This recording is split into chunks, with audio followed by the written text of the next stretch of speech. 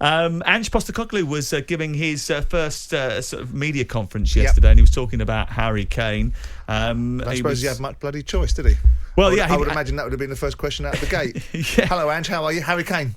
Right, do you know what? Actually, it was. I think it was third or fourth question. But blimey, they're getting tardy, these journalists. But it was also fifth, sixth, seventh, and eighth question as well. I think. And he did say, "Look, ultimately, I know that this is not something that is going to be resolved by the time I meet him in 2 days' time, and I am going to have to answer questions about his future, probably for the rest of the summer." But there is a big report today suggesting that Tottenham are going to pay him £400,000 a week to stay if he signs a new contract. Is that a good investment? Well, he's already getting £250,000 a week, isn't he? So when you're in that territory, I mean, we are talking about, again, I have to qualify it because I can't resist the temptation not to qualify it, that we are talking about obscene amounts of money for footballers in this day and age. Once I've laid that marker down, let's move on. Okay. The bottom line is the replacement cost implications of Harry Kane against the potential sell value that you can get from him. Look, if you can go and buy a player, if you can get Harry Kane away for 150 million quid and bring another player in for 70, 80 million quid and pay him 250 grand a week, the answer might be a different conundrum or a different outcome. I think that they have made their case very clearly internally that they want Harry Kane to stay. There's no intention to sell him. The idea that because even if he doesn't sign a new contract in August, that somehow he's going to be out because there's a pre-contract situation in January, still at Tottenham Hotspur. And if the ground start, if they start very well and Postecoglou builds a good relationship with him and the team's going very well, they may get an opportunity to renegotiate with him in January. Unless someone is going to break Daniel Levy's arm off at the shoulder economically, I don't see the situation being that Harry Kane leaves Tottenham Hotspur this summer. Now, the furore will be in other places. It'll be in the media. It won't be in the dressing room.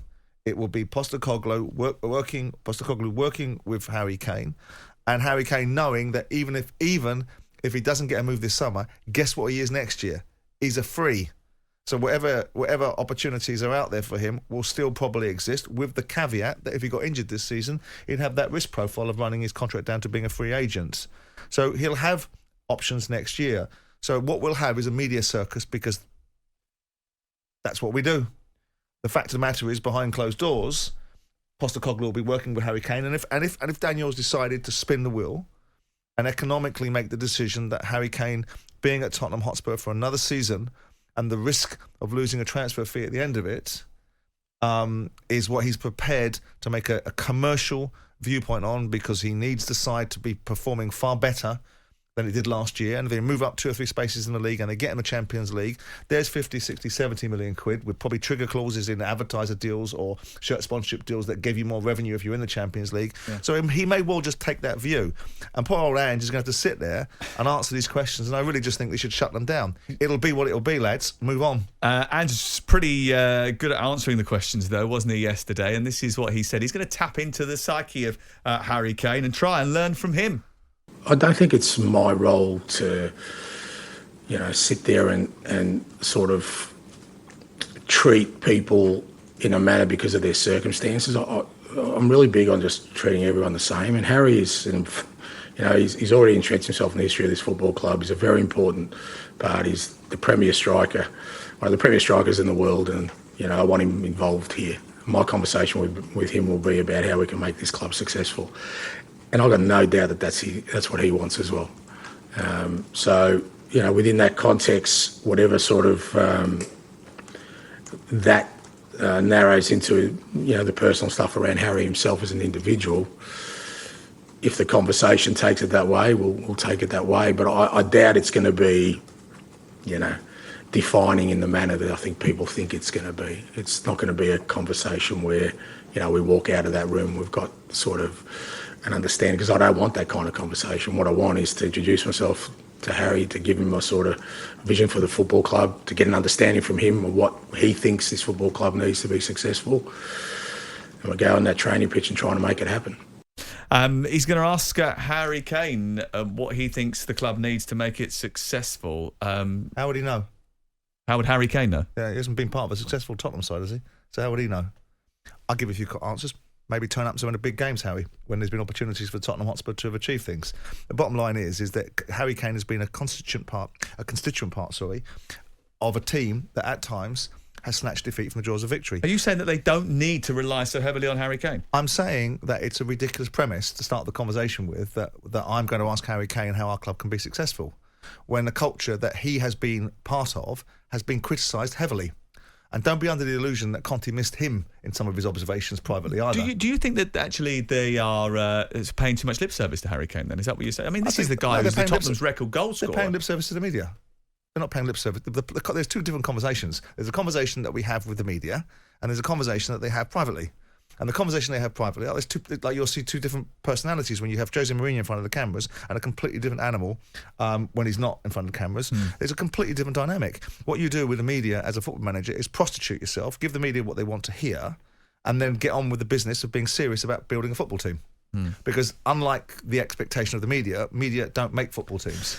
No. Football managers and football players do. And you're right about that sort of charade that sort of comes down, the mask that comes down during an interview. I mean, I've sat there with many a football manager, have a conversation on air with the microphone on, and as soon as the microphone goes off, it's a very different. But that's why when you see people, right and wrong, when Nigel Pearson lost his stack with a journalist, wasn't the cleverest thing he ever said, but notwithstanding it, he said what he thought. When you see Ten Hag talking at times about the things that he really feels and or more to the point, the things that he believes in, and he does it more often than not. But those people go, actually, isn't that a refreshing thing to see? But those two actually are a couple of the managers, Pearson and Ten Hag, where they don't really differ from the private conversation that you have with them the public conversation with them. But that's precisely my point. But also, there is no right answer for sections of the media. There is no right answer.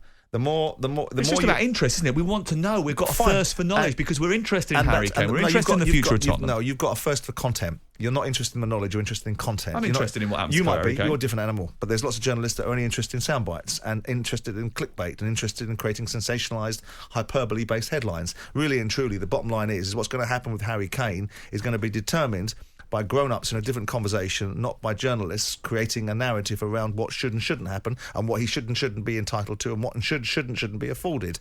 The bottom line is, Ange Postecoglou, if it was me as a football manager, I'd have none of it. Not 1 second of it from you lot. I'll be like, that's it, I'm not talking about Harry Kane anymore. Not having it, not interested.